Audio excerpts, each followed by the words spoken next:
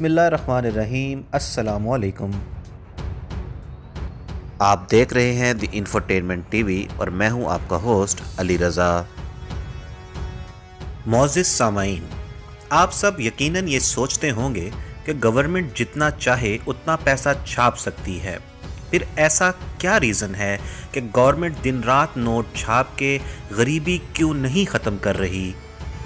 जैसा कि आप सब लोग जानते हैं कि $1 आज तकरीबन 188 रुपये का हो चुका है। क्या आपने कभी सोचा है कि ये कौन बैठकर डिसाइड कर रहा है?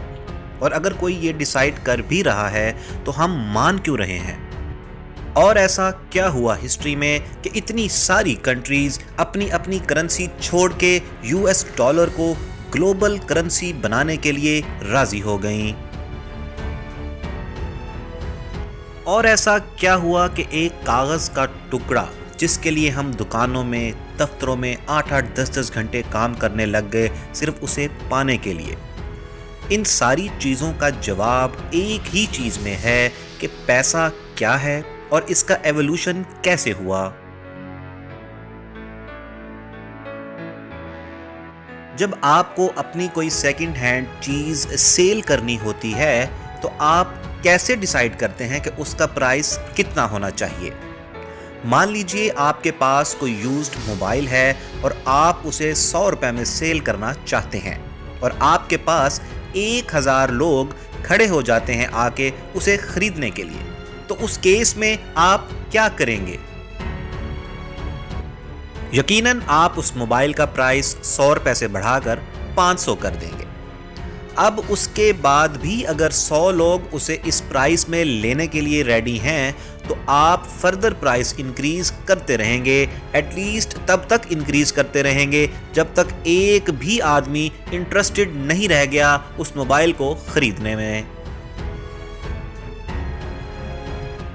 ठीक इसी तरह पूरी दुनिया में प्रोडक्ट्स के प्राइस ऐसे ही डिसाइड किए जाते हैं, जिसको डिमांड एंड सप्लाई भी कहा जाता है।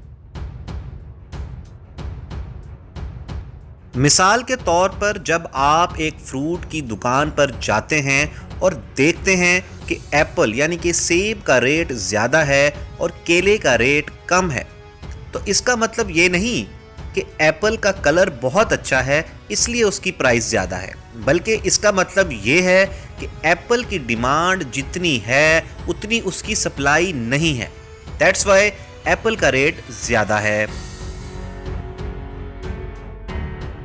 ऐसे ही आए रोज़ आप सुनते होंगे कि टमाटर का रेट बढ़ गया है। इसका मतलब सिंपली ये है कि टमाटर की शॉर्टेज है और टमाटर की प्राइस सेट करने वाले ने इसके साथ वही किया जो आपने अपने यूज्ड मोबाइल के केस में किया था। तो चलिए थोड़ा मज़ीद समझाते हैं आपको। एक कंपनी ने 100 कार्स बनाई और एक कार की प्राइस 1 लाख रुपए रख दी। अब जिसके पास तो पैसे हैं वो जाकर वो कार खरीद लेगा और जिसके पास उतने पैसे नहीं हैं वो बाइक ले लेगा या अपनी हैसियत के मुताबिक साइकिल लेकर अपना काम चला लेगा। एक दिन गवर्नमेंट बहुत सारे नोट प्रिंट करके लोगों में बांट देती है और अब लोगों के पास भी बहुत सारा पैसा आ गया है।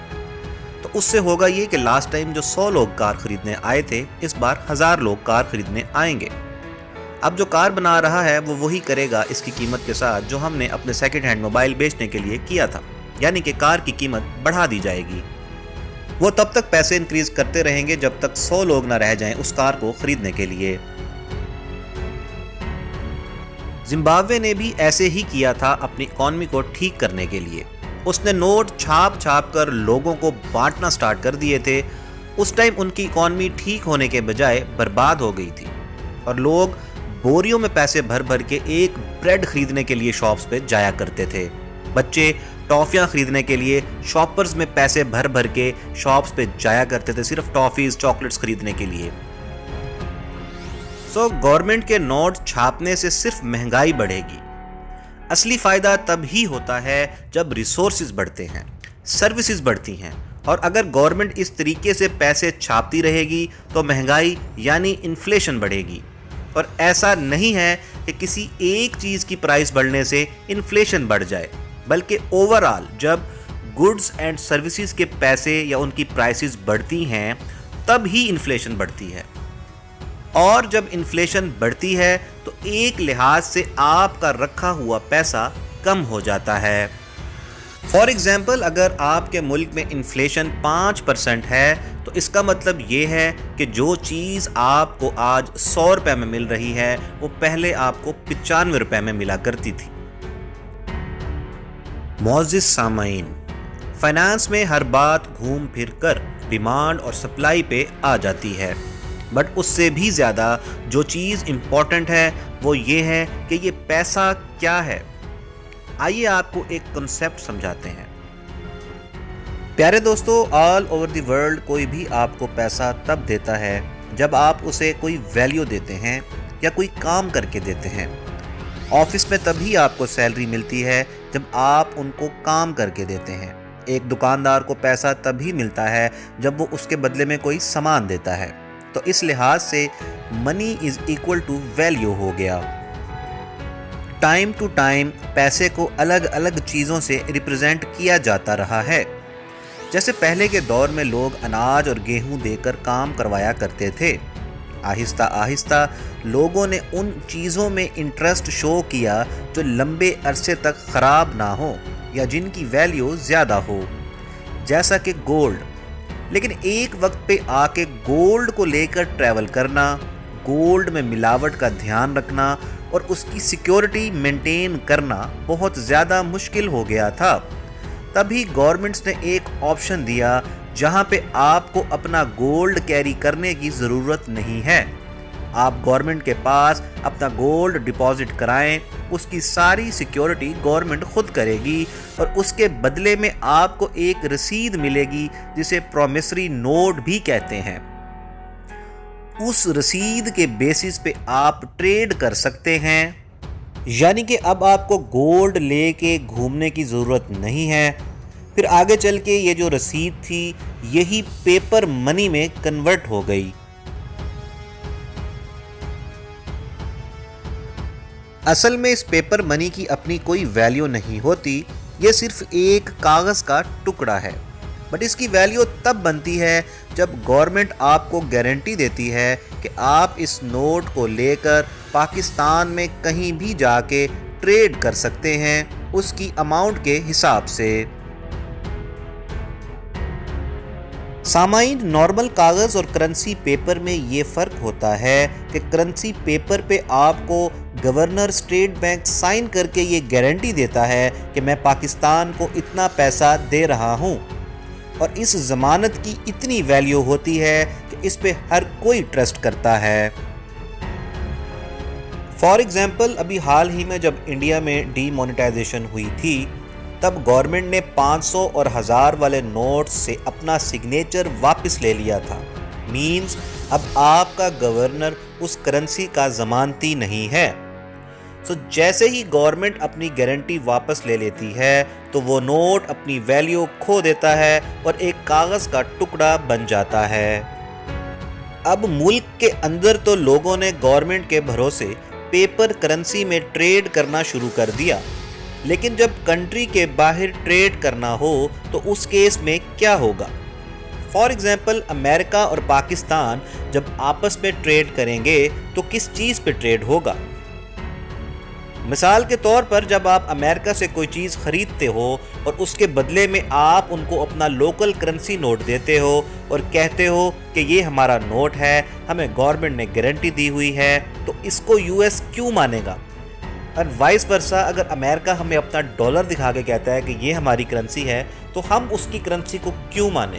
तो आखिर ये इंटरनेशनल ट्रेडिंग कैसे हुआ करती थी? फ़र्ज़ करें अगर किसी सिचुएशन में हमने उनसे करेंसी ले भी ली तो उस करेंसी का हम करेंगे क्या? क्योंकि पैसा तब पैसा बनता है जब उसकी एक्सेप्टेंस हो। उस टाइम पे हर कंट्री के साथ यही प्रॉब्लम थी, क्योंकि एक भी करेंसी ऐसी नहीं थी जिस पे हर कंट्री को एतमाद हो। आपको मज़ीद मिसाल से समझाने की कोशिश करता हूँ। सामाइन, फ़र्ज़ करें पाकिस्तान ने अमेरिका से ट्रेड करके डॉलर्स ले लिए। अब आपने रशिया से कुछ परचेज़ करना था, लेकिन रशिया ने कह दिया कि हम तो डॉलर्स में ट्रेडिंग करते ही नहीं। तो अब आप उन डॉलर्स का क्या करेंगे? इस केस में तो यही हो सकता है कि आप इन डॉलर्स को सिर्फ अमेरिका से ट्रेड करके ही स्पेंड कर सकते हैं, जो कि एक बहुत बड़ा मसला था जो उस वक्त दुनिया के तमाम ममालिक फेस कर रहे थे। लेकिन उस टाइम पे कंट्रीज को गोल्ड और सिल्वर पे ट्रस्ट था, लेकिन इतना गोल्ड और सिल्वर को ट्रेड के लिए इधर से उधर ले जाना आसान नहीं था। तो इस चीज़ का सलूशन निकालने के लिए लाया गया दी गोल्ड स्टैंडर्ड। इसमें कंट्री की करेंसी को गोल्ड से अटैच कर दिया गया। अब आप सोचेंगे कि यह अटैच करने का क्या मतलब हुआ, तो चलिए आपको समझाते हैं। फॉर एग्जाम्पल, पाकिस्तान ने अनाउंस किया कि 1 ग्राम गोल्ड की वैल्यू 20 रुपए है। मतलब कि अगर कोई 20 रुपए लेकर आएगा तो उसे 1 ग्राम गोल्ड मिल जाएगा, या अगर कोई 1 ग्राम गोल्ड लेकर आएगा तो उसे 20 रुपए दे दिए जाएंगे। बिल्कुल ऐसे ही अमेरिका ने अनाउंस किया कि 1 ग्राम गोल्ड की वैल्यू $2 रहेगी। इसका मतलब ये हुआ कि $2 1 ग्राम गोल्ड के बराबर है और 20 रुपए 1 ग्राम गोल्ड के बराबर हैं, तो ऑटोमेटिकली 2 अमेरिकन डॉलर पाकिस्तानी 20 रुपए के बराबर हो गए। और अगर 1 US डॉलर निकालना हो तो वो पाकिस्तानी 10 रुपए का होगा। इसके बाद जब दोनों ममालिक ने ट्रेड की तो इन दोनों ममालिक को एक दूसरे की करेंसी से कोई प्रॉब्लम नहीं हुई, क्योंकि दोनों कंट्रीज को ये पता था कि ट्रेड के बाद जो करेंसी उनके पास आ रही है उसे वो कभी भी गोल्ड में कन्वर्ट कर सकते हैं। अब ऐसा भी नहीं है कि अगर हम किसी मुल्क की करेंसी को गोल्ड में तब्दील करना चाहें तो पता चले उस मुल्क के पास इतना गोल्ड ही नहीं है। तो इस प्रॉब्लम के सलूशन के लिए एक रूल बनाया गया कि एक कंट्री उतने ही नोट छाप सकती है जितना उसके पास गोल्ड है, ताकि अगर कोई कंट्री करेंसी वापस करके गोल्ड लेना चाहे तो वो पर्टिकुलर कंट्री गोल्ड देने की पोजीशन में हो। तो सामाइन, ये थी इंटरनेशनल ट्रेडिंग की इब्तदाई कहानी। बेसिकली ट्रेडिंग गोल्ड से ही हो रही थी, बस करेंसी एक मीडियम था। बट वक्त के साथ साथ ये गोल्ड स्टैंडर्ड सिस्टम भी खत्म होता गया और डॉलर ने इसकी जगह ले ली। लेकिन आखिर क्यों? इस बात का जवाब वीडियो के अगले हिस्से में आपको देंगे।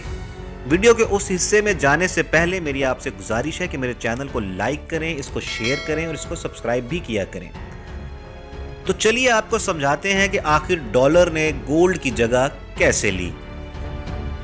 प्यारे दोस्तों, जब पहली जंग अजीम शुरू हुई तो बहुत सारे मुल्कों ने बल्क में हथियार खरीदे और इस क्राइसिस में सारी कंट्रीज अपने गोल्ड के बेसिस पे जो करेंसीज थी उनसे हथियार खरीदने में लग गईं और आहिस्ता आहिस्ता गोल्ड अमेरिका के पास पहुंचने लगा, क्योंकि अमेरिका मेन एक्सपोर्टर था हथियारों का। सो इस वॉर के जुनून ने कई ममालिक को गोल्ड और पैसा दोनों से महरूम कर दिया। दैट्स वाई जब पहली जंग अजीम खत्म हुई तो कंट्रीज शदीद इकोनॉमिक क्राइसिस का शिकार हो गईं। और अब जब गोल्ड ही नहीं है कंट्रीज के पास जो बेस है ट्रेड की, तो ट्रेड कहां से होगा और करेंसीज कहां से प्रिंट होंगी? इस टाइम तक मैक्सिमम गोल्ड यूएस के पास पहुंच चुका था, बट फिर भी आहिस्ता आहिस्ता कंट्रीज अपनी कैपेसिटी में रहकर अपने अपने मुल्क की इकॉनमी सुधारने की कोशिश कर रही थी और इसी असना में दूसरी जंग अजीम शुरू हो गई। प्यारे दोस्तों, दूसरी जंग अजीम हिस्ट्री की सबसे एक्सपेंसिव वॉर थी। इस बार कंट्रीज लिटरली कर्जे में डूब चुकी थी और अमेरिका ने इस दफा भी जमकर हथियारों की एक्सपोर्ट की और अमेरिका का गोल्ड रिजर्व आसमान छू रहा था। दुनिया का तकरीबन 80% गोल्ड का जो रिजर्व था वो अमेरिका के पास था और वहीं दूसरी तरफ बाकी ममालिक कर्जों में डूब चुके थे। सो दैट्स वाई जो अटैचमेंट थी करेंसीज की गोल्ड के साथ वो पॉसिबल ही नहीं थी, क्योंकि मुल्कों के पास तो गोल्ड ही नहीं था। सो अब ट्रेड कैसे होगी? 1944 में कंट्रीज एक मीटिंग करती हैं जिसे ब्रेटन वुड्स कॉन्फ्रेंस कहते हैं। इस मीटिंग में IMF और IBRD नामी दो ऑर्गेनाइजेशंस बनाई जाती हैं। IBRD का काम था कि जो कंट्रीज वॉर में ख़त्म हो गई हैं उनकी मदद करे, उनको रीबिल्ड करे और उनकी इकॉनमी को स्टेबल करे। आज की डेट में इसे वर्ल्ड बैंक के नाम से भी जाना जाता है। जबकि दूसरी तरफ IMF का पर्पस था कि कंट्रीज आपस में ट्रेड कर सकें। आज की डेट में भी अगर कोई कंट्री इकोनॉमिकली फंसती है तो ये दोनों इदारे उसकी सपोर्ट करते हैं। इस मीटिंग में ये डिसाइड हुआ कि बाकी कंट्रीज के पास गोल्ड नहीं है, तो एक काम ये हो सकता है कि कंट्रीज गोल्ड की जगह US डॉलर में ट्रेड करें। अब आपके जहन में ये सवाल आ रहा होगा कि US डॉलर में ही क्यों, किसी और करेंसी में क्यों नहीं? इसका जवाब ये है क्योंकि US एक इकलौती ऐसी कंट्री थी जिसके पास इतना गोल्ड था कि वो US गोल्ड की वैल्यू के डॉलर बना बना के all over the world circulate कर सकता था। सेम डे अमेरिका ने यह भी अनाउंस किया कि कोई भी हमारे पास गोल्ड लाकर US डॉलर ले जा सकता है और US डॉलर लाकर गोल्ड ले जा सकता है। और एक आंच सोने की वैल्यू इन्होंने $35 यानी कि $35 रख दी। अब आप सोच रहे होंगे कि ऐसा करने से मुल्कों को क्या फ़ायदा हुआ, तो मैं आपको समझाता हूँ। सामान्य इससे हुआ ये कि हर कंट्री किसी न किसी रिसोर्स में अच्छी होती है, तो वो यहाँ से ये कर सकती है कि वो अमेरिका के साथ एक्सपोर्ट करके अपने डॉलर्स के रिजर्व्स इंक्रीज़ करे। और डॉलर के रिज़र्व होना यानी गोल्ड का रिज़र्व होना, यानी कि आप अमेरिका को अपनी अच्छी अच्छी प्रोडक्ट्स और सर्विस बेचें और बदले में उनसे डॉलर ले लें और अपने डॉलर्स का जो रिज़र्व है उसको बढ़ाते जाएं, जिससे आपकी इकॉनमी भी स्टेबल होती जाएगी। क्योंकि डॉलर का रिज़र्व होने का मतलब सीधा सीधा ये था कि आप गोल्ड का रिज़र्व जमा कर रहे हैं। इस तरह US हर कंट्री की रिज़र्व करेंसी बन गया।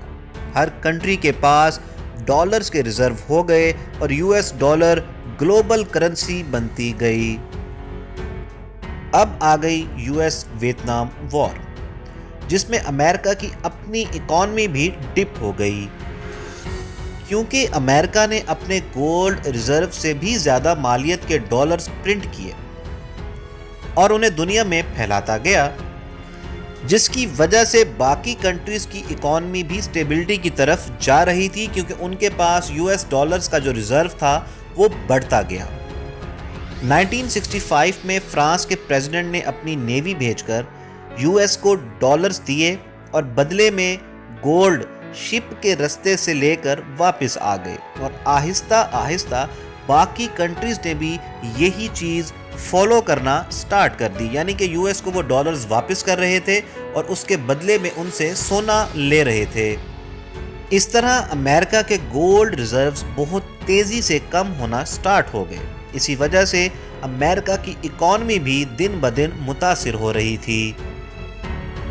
1971 में US प्रेसिडेंट रिचर्ड निक्सन ने डॉलर को गोल्ड के लिंक से हटा दिया। मतलब अब आप गोल्ड को डॉलर से और डॉलर को गोल्ड से कन्वर्ट नहीं कर सकते। इसको निक्सन शॉक भी बोला जाता है। सामान्य ये पूरी दुनिया के लिए एक बहुत ही बड़ा झटका था, लेकिन सारी कंट्रीज के रिजर्व्स डॉलर्स में थे, तो कंट्रीज की मजबूरी बन गई डॉलर्स में ट्रेड करना और डॉलर ग्लोबल करेंसी के रूप में सामने आया। अब बात यह है कि किसी करेंसी की वैल्यू ज़्यादा और किसी की कम क्यों होती है और ये डिसाइड कौन करता है। जैसा कि 1947 में $1 3.31 पाकिस्तानी रुपीस के बराबर था और आज की डेट में $1 तकरीबन 188 रुपए का हो गया है। ऐसा क्यों हो गया है? देखें, ये डिपेंड करता है डिमांड और सप्लाई पे। हर कंट्री की अपनी एक करेंसी होती है। अगर आपको किसी कंट्री का कोई सामान या सर्विस लेनी है तो आपको उस पर्टिकुलर कंट्री की करेंसी में ही पेमेंट करना होगी। इन केस ऑफ US पहले आपको डॉलर्स खरीदने होंगे अपने पाकिस्तानी रुपए देकर, फिर आप पेमेंट करके कोई प्रोडक्ट या सर्विस ले सकते हैं। इस कन्वर्जन ऑफ करेंसीज को एक्सचेंज कहते हैं और ये काम बैक एंड पे हमारे बैंक्स कर रहे होते हैं। जो भी कंट्री ज़्यादा वैल्यूएबल प्रोडक्ट्स प्रोड्यूस करती है जिसके पास रिसोर्सेज और सर्विसेज की ज़्यादा डिमांड होती है, तो उस कंट्री की जो करेंसी है उसकी वैल्यू ज़्यादा हो जाती है बाकी कंट्रीज़ के मुकाबले में, क्योंकि बाकी कंट्रीज़ अपनी अपनी ज़रूरत की वजह से अपनी लोकल करेंसीज देकर उस पर्टिकुलर मुल्क की करेंसी खरीदती हैं। मींस उस पर्टिकुलर कंट्री की डिमांड बढ़ जाती है, और जब डिमांड बढ़ जाती है तो उस कंट्री की करेंसी के रेट्स भी बढ़ जाते हैं। तो आखिर में बात कर लेते हैं एक्सचेंज रेट और इनकी टाइप्स के बारे में। Number 1, floating exchange rates. Floating exchange rates depending on demand and supply, ये सिर्फ डिमांड और सप्लाई पे ही डिपेंड कर रहे होते हैं। अगर तो डिमांड ज़्यादा है और सप्लाई कम है तो डॉलर का रेट बहुत ज़्यादा होगा, और अगर ये वाइस वर्सा कर लें तो डॉलर का रेट नीचे गिरेगा या कम होगा। Number 2, fixed exchange rate. Some countries fix the exchange rates like America and Saudi Arab did, where dollar remains at 3.75 Saudi riyal every time। यानी कि सऊदी अरब और अमेरिका में ये डील हो चुकी है एक्सचेंज की कि डॉलर हमेशा 3.75 सऊदी रियाल का ही होगा। इस पे किसी किस्म का कोई फर्क नहीं पड़ेगा डिमांड और सप्लाई का। नंबर 3 पे मैनेज एक्सचेंज रेट मौजूद है। यहाँ पे दो मुल्क आपस में एक रेंज फिक्स कर लेते हैं फ्लक्चुएशन की। फर्ज करें पाकिस्तान और अमेरिका में एक रेंज फिक्स हो गई है कि भाई मिनिमम जो डॉलर है वो 80 रुपए तक होगा और मैक्सिमम जो डॉलर है वो 150 रुपए तक होगा। ना ही डॉलर 150 रुपए से बढ़ेगा और ना ही डॉलर 80 रुपए से गिरेगा। तो इसको बोलते हैं manage exchange rate, in which dollar can fluctuate and will never go down from that minimum range and will never go up from that maximum range। उम्मीद करता हूँ मेरी आज की ये वीडियो आपको पसंद आई होगी। ऐसी सूरत में मेरे चैनल को सब्सक्राइब ज़रूर करें। मेरे बहुत सारे जो व्यूअर्स हैं वो मेरे चैनल को सब्सक्राइब नहीं करते, तो आपसे गुजारिश है कि मेरे चैनल को सब्सक्राइब करें। इससे मेरी हौसला अफजाई होगी और मैं अगली भी अच्छी वीडियोज़ बनाने की कोशिश करता रहूँगा। बशर्ते ज़िंदगी फिर मुलाकात होगी। अल्लाह निगहबान।